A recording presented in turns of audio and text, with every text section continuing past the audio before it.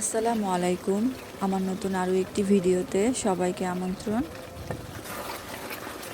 তো এখন আমি গরুর মাংস রান্না করেছি, সেটা আপনাদের সাথে একটু শেয়ার করলাম। তো আমি একটি হাঁড়িতে তেল দিয়ে দিলাম। তেল গরম হওয়ার পরে আমি কিছু গরম মশলা দিয়েছি, আর হচ্ছে পেঁয়াজ কুচি। তো পেঁয়াজ কুচিটা আমি একটু ভেজে নিলাম। এবার আমি আদা আর হচ্ছে রসুনের বাটাটা দিয়ে দিলাম। তো আদা রসুন বাটাটা আমি একটু কষিয়ে নিব, যাতে মশলার কাঁচা ভাবটা চলে যায়। মাংস তো সবাই কম বেশি রান্না করতে পারেন, এটা সবাই জানে। আর এখানে আমি কিছু গুঁড়া মশলা দিয়ে দিলাম, হলুদ, মরিচ, ধনিয়া, জিরা গুঁড়া আর হচ্ছে গরম মশলার গুঁড়া, লবণ। তো একটু পানি দিয়ে আমি মশলাটাকে খুব ভালোভাবে কষিয়ে নিব। মশলাটা যত বেশি কষানো হবে মাংসটা খেতে তত বেশি ভালো লাগে। তো এবার আমি ধুয়ে রাখা মাংসগুলো এর মধ্যে দিয়ে দিচ্ছি। তো আমি এখানে কিন্তু গ্যাসের চুলায় পুরো রান্নাটা করব না, আমি হচ্ছে বাকি রান্নাটা আমার মাটির চুলাতে করব, কারণ মাটির চুলার রান্নাটা খেতে একটু বেশি ভালো লাগে। যার কারণে আমি পুরো রান্নাটাই মাটির চুলায় করে নিব।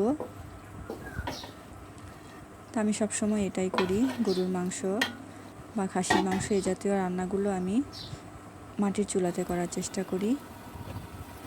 তো আপনারা এখন দেখতে পাচ্ছেন আমি মাটির চুলায় চলে আসছি রান্না করার জন্য। তো আপনারা কে কে মাটির চুলা রান্না খেতে ভালোবাসেন জানাবেন। আমি মাংসটাকে খুব ভালোভাবে কষিয়ে নিব। তবে মাংসটা কিন্তু খুব ভালো ছিল, যার কারণে অল্প সময় এটা নরম হয়ে গেছে। আমার খুব বেশি সময় এটাকে রান্না করা লাগেনি। তো আমি কিছু আলু এর মধ্যে দিয়ে দিব। আমার কাছে গরুর মাংসের মধ্যে আলু দিলে খুব ভালো লাগে। তো আমি যখন ঈদের মধ্যে রান্না করেছিলাম আমি কিন্তু তখন আলুটা দিইনি, তখন শুধু মাংসটাই আমি রান্না করেছি। তো এটা যেহেতু ঈদ পরবর্তী একটা রান্না, তো আমি ভাবলাম কিছু আলু আমি এর মধ্যে দিয়ে দিই, আর হচ্ছে কয়েকটি কাঁচামরিচ দিব। আমি এখনও কাঁচামরিচ এর মধ্যে দিইনি। আপনারা গরুর মাংসে এরকম কাঁচামরিচ দিয়ে কে কে রান্না করেন জানাবেন। কাঁচামরিচের কিন্তু একটা সেন্ট হয় আলাদা, খুব ভালো লাগে। তো এবার আমি মাংসটাকে আলুর সাথে আরেকটু কষিয়ে তারপর হচ্ছে ফাইনাল ঝোলটা দিয়ে দিব।